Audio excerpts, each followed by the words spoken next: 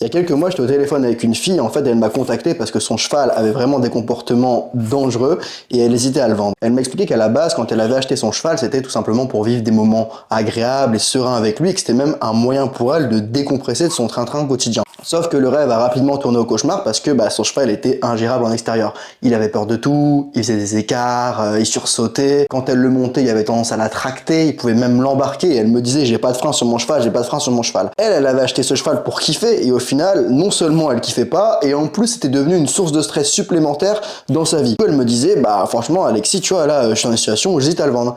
Et moi je lui ai dit, vends-le. Et là, je sens que elle s'attendait pas du tout à cette réponse et je lui dis pourquoi est-ce que tu le vends pas? Et elle m'explique parce que tu sais, je suis attaché à ce cheval, etc. Et c'est lui que je veux, mais ça me pose vraiment problème les comportements qu'on rencontre. Donc on commence à échanger sur sa problématique pour comprendre ce qui marche pas pour elle et ce qu'on peut faire à la place. Et du coup, elle m'explique que son cheval il est chaud, qu'il est plein de sang, qu'elle a pas de frein, etc.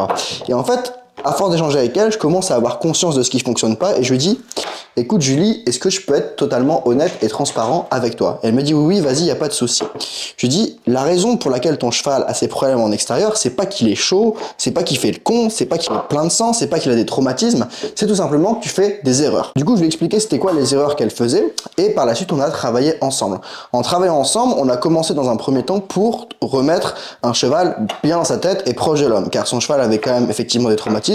Et la première étape, c'est de faire en sorte qu'il soit bien dans sa tête. La deuxième étape, ça a été de remettre en place un leadership pour que le cheval ne tire plus, n'embarque plus au galop et tout simplement lui donner du frein. Une fois qu'on a réglé ces problèmes de comportement du cheval, il fallait également régler les problèmes de stress de Julie parce que Julie était tout le temps stressée en fait par rapport aux expériences négatives qu'elle avait eues. Donc on l'a aidé à reprendre confiance en elle et à avoir un cheval bien dans sa tête mais également une humaine sereine quand ça dérape en lui donnant des outils concrets pour savoir quoi faire quand la situation déborde et par la suite on a appris à son cheval à gérer ses émotions. Quelques mois plus tard, Julie qui quelques mois auparavant voulait vendre son cheval m'a dit que la relation avec son cheval avait été totalement transformée et qu'elle pouvait aujourd'hui sortir en balade sereinement. Et la raison pour laquelle je te raconte cette histoire, c'est que si toi aujourd'hui t'as un cheval qui est un peu chaud en extérieur et t'as pas trop de contrôle et ça te fait peur, il faut savoir que la réponse à ce problème, elle est beaucoup plus proche que tu ne le crois.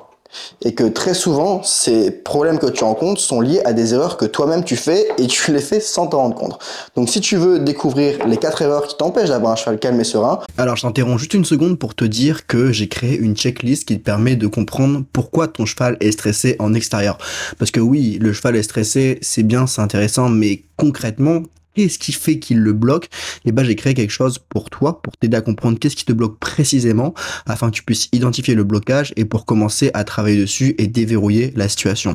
Si tu veux recevoir cette checklist, regarde dans la description de cette vidéo, il y a un lien, tu t'inscris dessus et je t'envoie par mail une vidéo t'expliquant la checklist pour débloquer la situation avec ton cheval en extérieur.